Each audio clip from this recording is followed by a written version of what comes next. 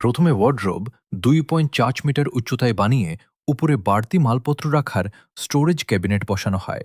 যদিও এতে storage capacity বা জিনিস রাখারও জায়গা বৃদ্ধি পায়, তবে ওপরের মালামাল বের করা কঠিন, কারণ সেক্ষেত্রে একটি ল্যাডার বা মই ব্যবহার করার প্রয়োজন হবে।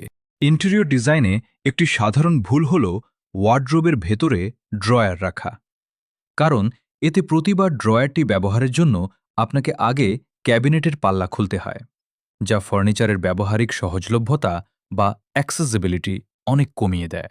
মাঝখানের অংশে বড় ড্রয়ার রাখুন এবং পোশাকগুলো বিভিন্ন ক্যাটাগরি বা ধরন অনুযায়ী সুন্দরভাবে সাজিয়ে বা অর্গানাইজ করুন। হ্যাঙ্গিং স্পেস বা কাপড় ঝোলানোর জায়গাটি 2 ভাগে ভাগ করুন, যাতে ওপর ও নিচের পুরো ভার্টিক্যাল স্পেস বা খাড়া জায়গাটি ব্যবহার করা যায়। একটি অ্যাডজাস্টেবল হ্যাঙ্গিং রড বা উচ্চতা পরিবর্তনযোগ্য দণ্ড ব্যবহার করুন, যাতে ছোট পোশাক নিচে এবং লম্বা কাপড়গুলো উপরে গুছিয়ে রাখা যায়। সহজে ব্যবহারের জন্য ভালো ফিটিংস এবং পুল ডাউন সিস্টেম বা নিচে নামানো র্যাক লাগান।